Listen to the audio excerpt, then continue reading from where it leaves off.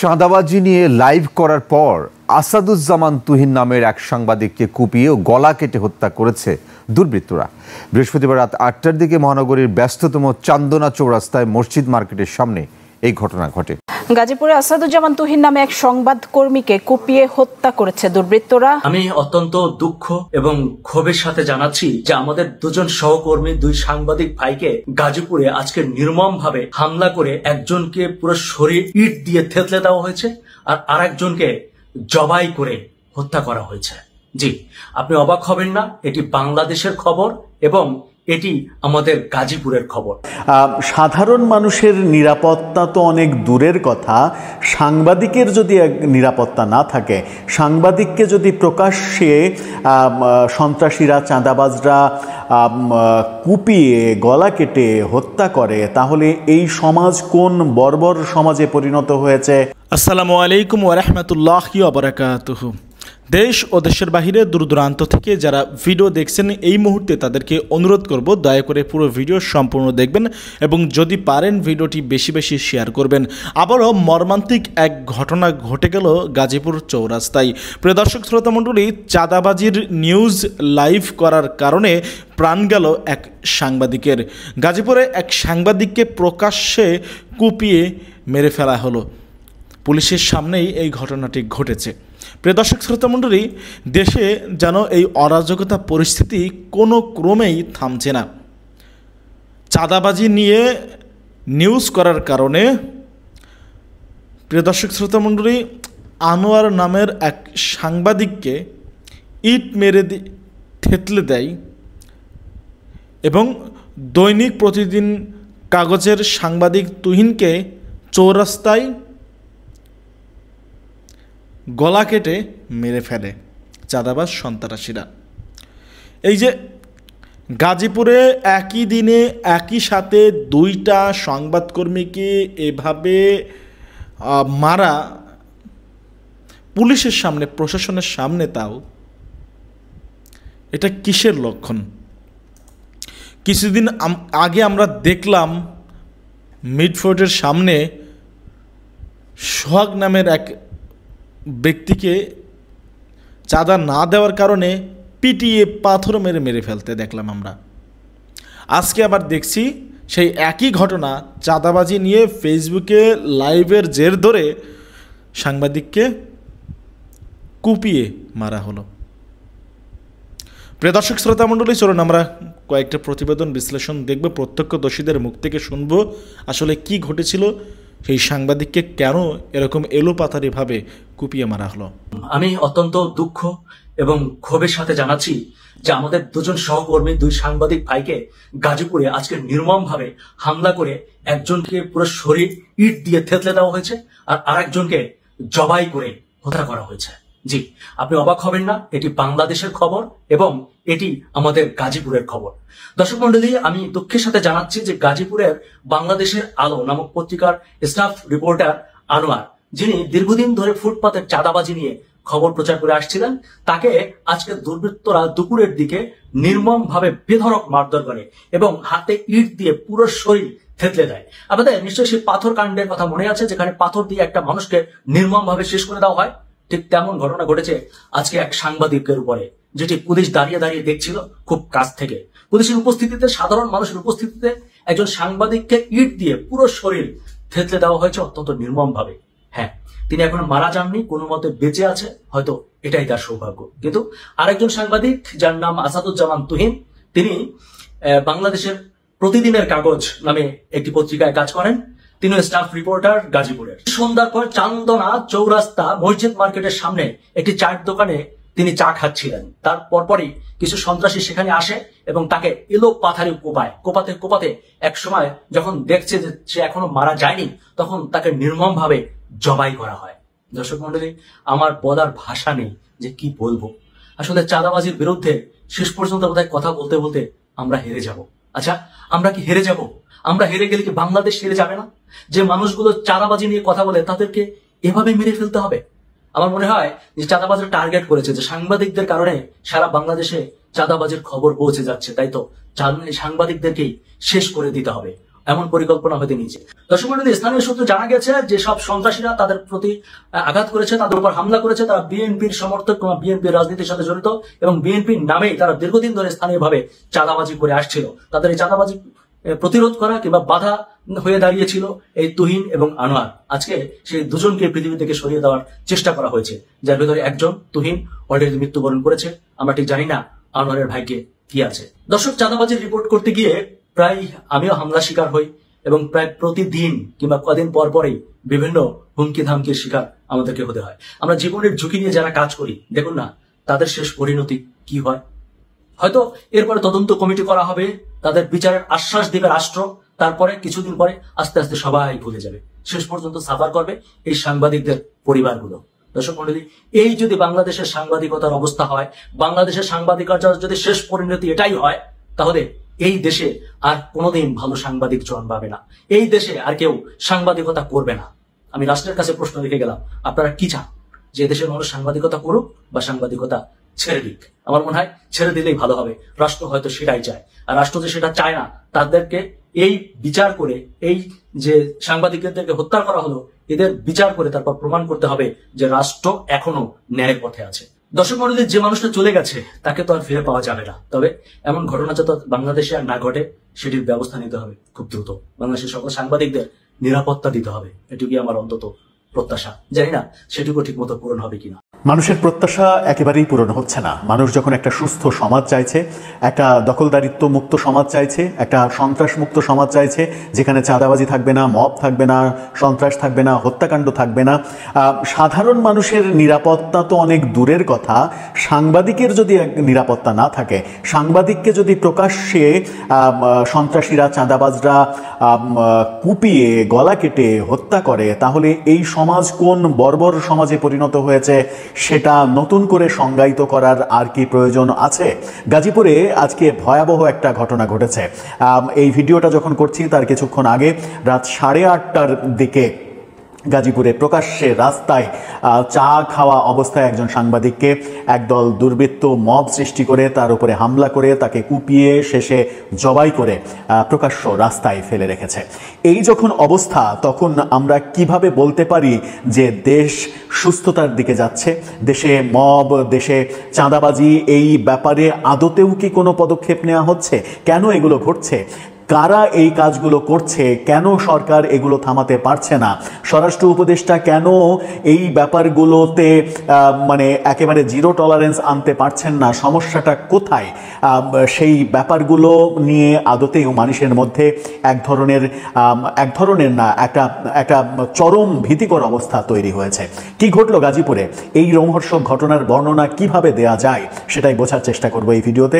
বলছিলাম, গাজীপুরে একজন সাংবাদিককে কুপিয়ে এবং জবাই করে হত্যাকাণ্ডের ঘটনা আলোচনায় পরে আসছি। ঘটনাটা আগে জেনে নিই। সংবাদ মাধ্যম যে তথ্য দিচ্ছে সেই তথ্যটা আপনারা দেখে নিতে পারেন। জাগো নিউজ 24 সবার আগেই খবরটা করেছে। বিকেলে চাঁদাবাজি নিয়ে লাইভ, রাতে সাংবাদিককে গলা কেটে হত্যা। এই ঘটনার একটা ভিডিও চিত্র আমাদের হাতে এসেছে। এই ভিডিও কোনোভাবেই মানে দর্শনযোগ্য নয় বলে এটাকে ব্লার করে দেয়া, যেন এটা ইউটিউবেরও একটা ইস্যু না হতে পারে, কিংবা সেন্সিটিভ মানুষের যেন হৃদস্পন্দনে কোনো আঘাত করতে না পারে। এই সমাজে আমরা বসবাস করছি, যে সমাজে এই ঘটনাটা ঘটছে এবং সেটা প্রকাশ্য রাস্তায় ঘটছে, গভীর রাতও না, যে সময় মানুষ অফিস থেকে বাড়ি ফেরে, যে সময় রাস্তায় কোলাহল সর্বোচ্চ পর্যায়ে থাকে, সেই সময় ঘটছে। ঘটনার বর্ণনায় কি বলা হচ্ছে একটু জেনে নিয়ে চলুন। গাজীপুরে চাঁদাবাজি নিয়ে লাইভ করার পর আসাদুজ্জামান তুহিন, 38 বছর বয়স তার, এক সাংবাদিককে কুপিয়ে ও গলা কেটে হত্যা করেছে দুর্বৃত্তরা। এই দুর্বৃত্ত কারা সেটাই এখন একটা বড় প্রশ্ন। রাত 8:45টার দিকে এই ঘটনা ঘটেছে বলে জাগো নিউজ বলছে। আমরা জেনেছি 8:30টার দিকে। যাই হোক, সময়টা পার্থক্য হতেই পারে। তারা বলছে যে মহানগরীর ব্যস্ততম চান্দনা চৌরাস্তায় মসজিদ মার্কেটের সামনে এই ঘটনা ঘটে। ঘটনার সময় একটি চায়ের দোকানে বসেছিলেন ওই সাংবাদিক। নিহত আসাদুজ্জামান তুহিন দৈনিক প্রতিদিনের কাগজ পত্রিকার গাজীপুরের স্টাফ রিপোর্টার হিসেবে কর্মরত ছিলেন। তিনি ময়মনসিংহের ফুলবাড়িয়া থানার ভাটিপাড়া গ্রামের হাসান জামালের ছেলে। তুহিন পরিবার নিয়ে চান্দনা চৌরাস্তা এলাকায় বাস করতেন। স্থানীয় সূত্র বলছে, চান্দনা চৌরাস্তা এলাকায় ফুটপাত ও দোকানপাট থেকে চাঁদাবাজি নিয়ে বৃহস্পতিবার বিকেলেই, অর্থাৎ আজ বিকেলেই লাইভ করেছেন সাংবাদিক আসাদুজ্জামান তুহিন। এরপর রাত 8টার দিকে নিজ ফেসবুকে একটি ভিডিও পোস্ট করে লেখেন, যেমন খুশি তেমন রাস্তা পার হওয়ার দৃশ্য গাজীপুর চৌরাস্তা। রাত 8:15টার দিকে তিনি মসজিদ মার্কেটের সামনে একটি চায়ের দোকানে, আবার শেষের দিকে 8:15 বলছে, তার মানে যে ঘটনাটা 8:30তেই ঘটেছে। মসজিদ মার্কেটের সামনে একটি চায়ের দোকানে বসে চা পান করছিলেন। এ সময় হঠাৎ কয়েকজন দুর্বৃত্ত তাকে ঘিরে ধরে, পরে ধারালো অস্ত্র দিয়ে লোকজনের সামনেই কুপিয়ে ও গলা কেটে জবাই করে তাকে হত্যা করা হয়। তারপরে তারা পালিয়ে যায়। এতে ঘটনাস্থলে আসাদুজ্জামানের মৃত্যু হয়। এ নিয়ে বাসন থানার ভারপ্রাপ্ত কর্মকর্তা ওসি শাহিন খান বলেছেন গণমাধ্যমকে, খবর পেয়ে পুলিশ মরদেহ উদ্ধার করে মর্গে পাঠিয়েছে। কী কারণে এই খুনের ঘটনা ঘটেছে তা জানার চেষ্টা চলছে। এই সমাজে আমরা বাস করছি যেখানে সাংবাদিকের জীবন নিরাপদ নয়, যেখানে সাংবাদিক চাঁদাবাজি নিয়ে কথা বললে তাকে হত্যাকাণ্ডের শিকার হতে হচ্ছে, এবং সেটা প্রকাশ্যে। আড়ালে আবডালে হলে সেটা ভিন্ন কথা, প্রকাশ্যে হচ্ছে। তার মানে এই গোষ্ঠীটা খুবই ক্ষমতাধর গোষ্ঠী। এরা কারা? এদের রাজনৈতিক পরিচয় কি? এরা কাদের শেল্টারে থাকে? সেই প্রশ্নগুলোর সমাধান প্রয়োজন। এবং দেশব্যাপী যে চাঁদাবাজির মহোৎসব শুরু হয়েছে, এবং সেই চাঁদাবাজির বিরুদ্ধে সরকারের তেমন কোনো পদক্ষেপ দেখা যাচ্ছে না, চাঁদাবাজির ব্যাপারে সোচ্চার পদক্ষেপ দেখা যাচ্ছে না, চাঁদাবাজদের ধরার কোনো অভিযান হচ্ছে না। অনেকে বিভিন্ন আন্তর্জাতিক সংস্থা থেকেও বিভিন্ন সময় অভিযোগ উঠেছে যে সরকার রাজনৈতিক সরকারের মতো অ্যাক্ট করে বিরোধী মতকে দমনের প্রক্রিয়াতে যতটা সচেষ্ট, ততটা সচেষ্ট আমরা এই চাঁদাবাজি কিংবা মবের ঘটনাগুলোতে দেখতে পাচ্ছি না বলে চাঁদাবাজরা মনে করেছে যে এই দেশে সব করা সম্ভব। এই যে একজন সাংবাদিকের জীবন কেড়ে নেওয়া হলো, তাহলে সাংবাদিকরা তাদের দায়িত্ব পালন করবে কিভাবে? সাংবাদিকরা চাঁদাবাজির ঘটনা তুলে আনবেন কিভাবে? তার মানে কি একটা মেসেজ দেওয়া হলো যে চাঁদাবাজি নিয়ে কোনো খবর করলেই তার পরিণতি আসাদুজ্জামানের মতো হবে? সেই মেসেজ তারা দিতে চাইলো। দুদিন আগে একটি টক শোতে সাংবাদিক মাসুদ কামাল এবং বিএনপি নেত্রী রুমিন ফারহানা দুইজনই অভিযোগ করেছিলেন চাঁদাবাজির ব্যাপারে। যে অভিযোগ উঠেছে যে বিএনপির লোকজন চাঁদাবাজি করছে, এনসিপির লোকজন করছে, বৈষম্যবিরোধী আন্দোলনের ব্যানার দিয়ে পরিচয় দিয়ে করা হচ্ছে, সমন্বয়ক পরিচয় দিয়ে করা হচ্ছে। এই ব্যাপারগুলো সব থেকে বেশি অভিযোগ বিএনপির। এই অভিযোগটা যখন রুমিন ফারহানাকে করা হলো, তখন রুমিন ফারহানা এবং আসাদুজ্জামান খান কামাল দুজনেই যেটা বলার চেষ্টা করেছেন সেটা হচ্ছে যে চাঁদাবাজি থামানোর কিংবা অপরাধ থামানোর দায়িত্ব সরকারের, এটা থামানোর দায়িত্ব বিএনপির না। বিএনপিকে আপনি তখনই দোষারোপ করতে পারেন যখন সরকার তার বিরুদ্ধে আইনানুগ ব্যবস্থা নেবে, তখন বিএনপি তার বিরুদ্ধে অবস্থান নেবে, প্রতিবাদ মিছিল করবে, থানা ঘেরাও করবে, আসামিকে ছিনিয়ে নেওয়ার চেষ্টা করবে। এই ঘটনাগুলো যখন বিএনপি দলীয়ভাবে করবে, তখন মনে হবে যে বিএনপি চাঁদাবাজিকে পৃষ্ঠপোষকতা দিচ্ছে। তার আগে পর্যন্ত এটা দমনের দায়িত্ব সরকারের। সরকার সেই ক্ষেত্রে নিষ্ক্রিয় দেখা যাচ্ছে, এবং তারা দুজনই এই অভিযোগ করেছেন যে অভিযোগটা সরকারের জন্য খুবই বিব্রতকর এবং অসম্মানজনক। সেটা হচ্ছে যে সরকার চাঁদাবাজকে উৎসাহিত করছে এই কারণেই, চাঁদাবাজের বিরুদ্ধে উৎসাহিত তো না, চাঁদাবাজির বিরুদ্ধে তেমন ব্যবস্থা নিচ্ছে না এই কারণেই যে চাঁদাবাজি যারা করছে তারা রাজনৈতিক দলের সঙ্গে সম্পৃক্ত, এবং রাজনীতি এবং রাজনৈতিক নেতাদের ব্যাপারে মানুষের মনে যেন একটা বিরূপ প্রতিক্রিয়া তৈরি হয়, বিরূপ একটা ধারণা তৈরি হয়, এবং সেই ধারণার পরিপ্রেক্ষিতে বিরাজনীতিকরণ করাটা যেন সহজ হয়। সেই বিরাজনীতিকরণের অভিপ্রায়ে সরকার চাঁদাবাজির ব্যাপারে কোনো পদক্ষেপ নিচ্ছে না। এই অভিযোগ যদি সত্য হয়, রুমিন ফারহানা এবং মাসুদ কামাল যে অভিযোগ করেছেন সেই অভিযোগ যদি সত্য হয়, তাহলে এটা ভয়াবহ অভিযোগ এবং সরকারের জন্য যথেষ্ট বিব্রতকর, সরকারের জন্য খুবই বিপজ্জনক একটা বার্তা। আমরা প্রত্যাশা করব যে এই অভিযোগ সত্য নয়, সরকার এই ব্যাপারে সোচ্চার হবে। যদি এই ব্যাপারে সোচ্চার না হয়, চাঁদাবাজির ব্যাপারে যদি সরকার মানে কোন রাজনৈতিক দল করছে, কে করছে, তার কাছের মানুষ করছে কিনা, এনসিপি করছে কিনা, বৈষম্য বিরোধী আন্দোলনের লোকজন জড়িত আছে কিনা, সমন্বয়ক পরিচয় এর সঙ্গে জড়িত আছে কিনা, এই ব্যাপারগুলো যদি বিবেচনা করতে চায়, তাহলে এই গাজীপুরে যে ঘটনা ঘটলো কিছুক্ষণ আগে, এই ঘটনা আরও ঘটার জন্য আমাদের অপেক্ষা করতে হবে। কিন্তু এই দৃশ্য আমরা দেখতে চাই না। এদেশে সাংবাদিকের নিরাপত্তা আমরা প্রত্যাশা করি। একজন সাংবাদিক যদি নিরাপদ না হন তাহলে দেশের শাসন ব্যবস্থা ভেঙে পড়বে। কারণ সাংবাদিকই একটা সাংবাদিক এবং গণমাধ্যমই একটা জাতির দর্পণ হিসেবে কাজ করে, যে জাতির বহু খারাপ দিক ভালো দিক তুলে ধরে কখনো জাতিকে, কখনো রাষ্ট্রকে সতর্ক করা, রাষ্ট্রকে ইনফরমেশন দেওয়া, রাষ্ট্রকে সহযোগিতা করা, রাষ্ট্রের ভালো কিছু মানুষের কাছে তুলে ধরা, অর্থাৎ পুরোটাই দর্পণ হিসেবে যে মাধ্যমটা কাজ করে, সেই মাধ্যমের কর্মীরা যদি এভাবে হত্যাকাণ্ডের শিকার হন এবং প্রকাশ্য রাস্তায়, তাহলে এটা খুবই খারাপ বার্তা। এই ঘটনার নিন্দা জানিয়ে কোনো লাভ নাই। আমার মনে হয় যে এখনই সরকারের ঝাঁপিয়ে পড়া উচিত এবং দৃষ্টান্ত স্থাপন করা উচিত যে এই ঘটনা ঘটালে কেউ রেহাই পাবে না। সেটা কি করবে সরকার? প্রত্যাশা অন্তত রইল। দর্শক, আপনার মতামত জানিয়ে লিখতে পারেন আমাদের কমেন্ট বক্সে। তুহিন দুপুরবেলা আমার সাথে লাঞ্চ করে আমার অফিসে, লাঞ্চ কইরা ও সাথে সাথে আমার অফিসে চলে যায়। খাওয়া দাওয়ার পরে ও যাইয়া ও ঘুমায়। ঘুমার পরে আমি আমার অফিসে বসে থাকি। পরে আমার অন্য লোক আসছে, তার সাথে সময় দিয়ে কথা বলি। এক পর্যায়ে ও 7টা কত জানি বাজে, ওই মুহূর্তে আমার একটা ফোন দেয়। ফোন দিয়ে সাইম ভাই কোথায় আপনি? তখন আমি বললাম আমি অফিসে। আমি তো তুমি কই? আমি অফিসে আছি, নামবেন নাকি? আমি হ, মোবাইলে চার্জ নাই, আমি চার্জ দিতেছি। এই কথা বলার পরে আমি বসে রয়েছি। কতক্ষণ পরেই প্রায় 10-15 মিনিট ওই মধ্যে আমার অফিসে আসছে। আসার পরে এখান থেকে দুইজনে আবার 8টা বাজে গেছে। আমার স্টাফকে বললাম তুমি এক কাজ করো, অফিস বন্ধ করো, আমরা দুজন বের হয়ে যাচ্ছি, তুমি বন্ধ করে আইসা বলো। এটা বলার পরে আমরা দুইজন নিচে নেমে আসি। আসার পরে এই রোড থেকে, ঢাকা রোড থেকে আমি জয়দেবপুর রোডের যে মাথাটা আছে, যে মোড়টা আর কি, ওখান থেকে যখন আমরা এদিকে ঘুরতেছি, এই মুহূর্তে একটু সামনে আগাইতেই যাইয়া একটা মহিলা আর একটা পুরুষ রোড মানে আমাদের ক্রস করছে। ওরা আসতেছে আর আমরা যাচ্ছি আর কি। এর ভিতরে এই মসজিদ মাঠের গেট থেকে একটা লোক বের হয়েছে। তারা ওই ছেলেরা বলতেছে যে এই পাইছি এটা বলে এটা ধরতে গেছে। এর ভিতরে ওই যে সোরা আছে যেগুলো আর কি, সামুরাই নাকি বলে, এইটা বের করছে। পরেই ওই আর কি ওই লোকটা চিৎকার দিচ্ছে, যার সাথে তাদের বিরোধ, যার উপরে তাদের টার্গেট। তখন সে দৌড় দিচ্ছে, ওরাও সবই আমাকে পাশ দিয়ে দৌড় দিচ্ছে। এই মুহূর্তে এই সাংবাদিক তুহিন, সেও আমাকে পিছে পিছে মোবাইল নিয়ে দৌড় দিচ্ছে। এখন দৌড় দেওয়া আমিও ছত্রভঙ্গ হয়ে গেছি। তখন ওরা এটা বাইর করছে, আমিও ছত্রভঙ্গ হয়ে গেছি। যাইতে আমি আর ওরা পরে খুঁজে পাইতেছি না কই গেছে। সেই মুহূর্তে ওইদিক তো ওরা মানে জয়দেবপুরের দিকে আর কি, মানে যেটাকে বলা হয় যে নাইম বিরিয়ানির দিকে, ওই লোকটা দৌড় দিচ্ছে, যে লোকটাকে টার্গেট করছে। দৌড় দেওয়ার কারণে পরে আমি তা দেখি না কোথায় গেল। লোকজন অনেক আশেপাশে ভ্যানের যে ফুটপাতে ভ্যানগুলা দোকানদারি করে তারাও, তা আমি এদিকে দৌড় দিচ্ছি আবার পুলিশ বক্সের দিকে। তো অনেক কতটুকু যাওয়ার পর দেখি লোক নাই, কই গেল, কোন যাইতেছে রহমান শপিং মলের দিকে যাচ্ছে, এইরকম এইদিকে। তখন ওরে আর ওই লোকটাকে না পাইয়া ওরে পাইছে পিছনে চায়া দেখে যায় মোবাইল ধরা। তখন আর কি ওরে মনে হয় কিছু করছে, এই কারণে দৌড় দিয়া ওই দোকানে ঢুকছে। আমি তো দেখি নাই, চায়ের দোকানটা রুহুলের, এই দোকানে ঢুকছে। পরে ওখানে যাইয়া ওরা ওখানে পরে কোপাইছে। এই কোপানের ইতে পরে পড়ে গেছে গা। পরে আমি আবার এদিক থেকে আইসা তখন দেখলাম যে এই অবস্থা দূর থেকে। তখন আমি থতমত খাইয়ে গেলাম যে ব্যাপারটা কি হইলো, কি হয়ে গেল। তৎনগত পুলিশ বক্সের সামনে আমি যাই যে পুলিশের গাড়ি থাকে এখানে, তো গাড়ি আছে কিনা। তখন আমি যাই যে গাড়ি নাই, কারে থেকে কারে ফোন দিব।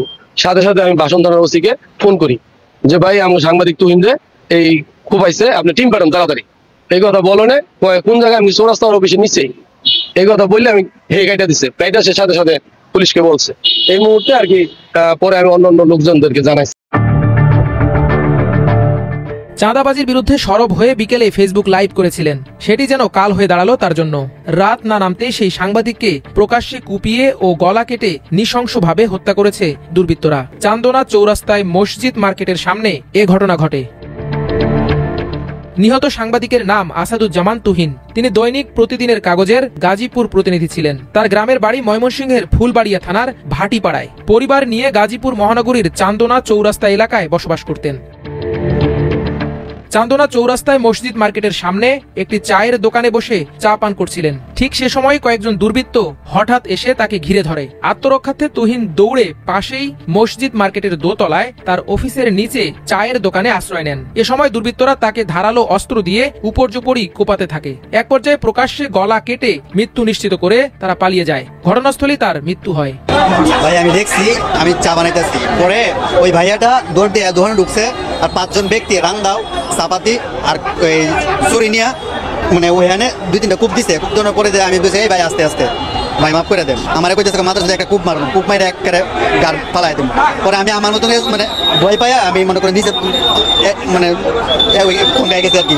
পরে কি হয়েছে ভাই আমি আর মনে করেন যে আমি আর 5 মিনিট পর্যন্ত গেলে ওই হয়নি গেলে মানে বসে আসছিলাম, মানে পরে কি হয়েছে আমি আর কিছু বোঝা যেতাম না। মনে হয় সে ওইদিকে থেকে দৌড়ে আসছে আত্মরক্ষার জন্য, এখানে আসছে, এখানেও তার রেহাই পাইল না। আমরা এরকম বাংলাদেশ চাই না যেটাছে একজন মানুষ আপনার প্রকাশ্যে খুন করে চলে যায়। এই চৌরাস্তা মোড়ে এত মানুষের মাঝে যদি কুপাইতে হয়ে যায় তাহলে মানুষের তো জীবনের কোনো নিরাপত্তা নাই, যে কেউ যে কোনো জায়গায় কুপাইতে পারে।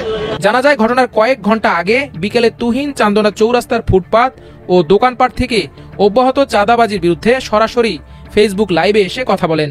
এরপর সন্ধ্যার দিকে নিজের ফেসবুক প্রোফাইলে একটি ভিডিও পোস্ট করে লেখেন, যেমন খুশি তেমন রাস্তা পার হওয়ার দৃশ্য, গাজীপুর চৌরাস্তা। ঘটনার বিষয়ে বাসন থানার ওসি শাহিন খান বলেন, খবর পেয়ে ঘটনাস্থল থেকে লাশ উদ্ধার করে ময়নাতদন্তের জন্য শহীদ তাজউদ্দিন আহমেদ মেডিকেল কলেজ হাসপাতালের মর্গে পাঠানো হয়েছে। কারা এবং কি কারণে এই হত্যাকাণ্ড ঘটিয়েছে তা খতিয়ে দেখা হচ্ছে। গাজীপুর মেট্রোপলিটন পুলিশের উপকমিশনার রবিউল ইসলাম জানান, প্রকাশ্যে এ ধরনের হত্যাকাণ্ডের বিষয়ে দ্রুত ব্যবস্থা নেওয়া হবে এবং হত্যাকারী যারাই হন না কেন তাদের আইনের আওতায় আনা হবে। আমরা এখানে আসার পরে কিছু তথ্য পেয়েছি, ভিডিও ফুটেজ পেয়েছি, তার আলোকে যে দুষ্কৃতিকারী যেই হোক না কেন তাদেরকে ধরে আমরা আইনের আওতায় নিয়ে আসবো ইনশাআল্লাহ। আর এই ঘটনায় আমরা আসলে অত্যন্ত মর্মাহত। এই প্রকাশ্য দিবালোকে এখানে এ ধরনের একটা ঘটনা ঘটেছে, আমরা অবশ্যই যারা এই ঘটনার সাথে জড়িত সবাইকে আইনের আওতায় নিয়ে আসবো ইনশাআল্লাহ। সাংবাদিক হত্যার ঘটনায় গাজীপুরের গণমাধ্যম কর্মীদের মধ্যে তীব্র ক্ষোভ ও শোকের ছায়া নেমে এসেছে। দ্রুত দোষীদের গ্রেপ্তার ও শাস্তির দাবি জানিয়েছেন সহকর্মীরা। একই সঙ্গে ঘটনাটি গণমাধ্যম ও সামাজিক মাধ্যমে তীব্র ক্ষোভ ও সমালোচনার জন্ম দিয়েছে। মাল্টিমিডিয়া ডেস্ক, আমার দেশ।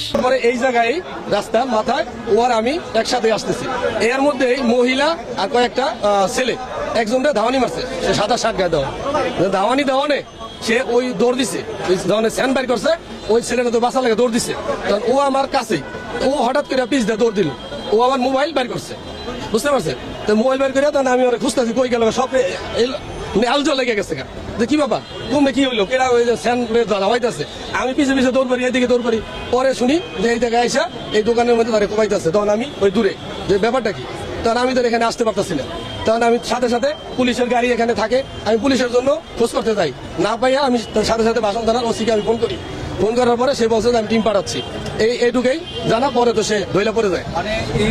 সাংবাদিক আসাদুজ্জামান তহিন, তাকে কে বা কারা দুষ্কৃতিকারী কুপিয়ে হত্যা করেছে।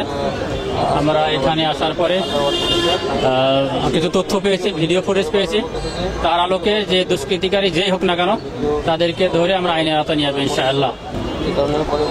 আর এই ঘটনায় আমরা আসলে অত্যন্ত মর্মাহত। এই প্রকাশ্য দিবালোকে এখানে এ ধরনের একটা ঘটনা ঘটেছে, আমরা অবশ্যই যারা এই ঘটনার সাথে জড়িত সবাইকে আইনের আওতায় নিয়ে আসবো ইনশাআল্লাহ। সম্মানিত দর্শক শ্রোতা মণ্ডলী, আপনারা দেখতে পারলেন। ব্যক্তিগত মতামত কমেন্ট করে জানাবেন কি বলতে চান আপনারা। আসলে দেশে একের পর এক অরাজকতা পরিস্থিতি তৈরি হচ্ছে এবং এগুলো দেখার কেউ নেই। মানে একজন সাংবাদিককে মারতে 5 মিনিট লেগেছে আর বিচার পেতে লাগবে 5 বছর। আসামি গ্রেপ্তার তো ভুলেই যান আপনারা। আগামীকাল আবার নতুন কোনো ইস্যু আসছে। খুবই মর্মাহত হলাম। সৎ পথে থেকে আমাদের সবার মৃত্যু হয়। সাংবাদিকতা ছেড়ে দিলে হয়তো সবাই ভালো থাকবে, কিন্তু দেশের সাধারণ মানুষ একজন সৎ সাহসী নির্ভীক সাংবাদিককে হারাবে, দেশের জন্য খুবই ক্ষতিকর হবে। একজন সাংবাদিক দেশের পরিবর্তনে অনেক বড় ভূমিকা রাখে। সে চাঁদাবাজ নিয়ে লাইভ করেছে ফেসবুকে এবং সেই লাইভ করায় কাল হয়ে দাঁড়ালো এই সাংবাদিক তুহিনের। নিহত সাংবাদিক তুহিন ময়মনসিংহের ফুলবাড়িয়া থানার ভাটিপাড়া গ্রামের হাসান জামালের ছেলে।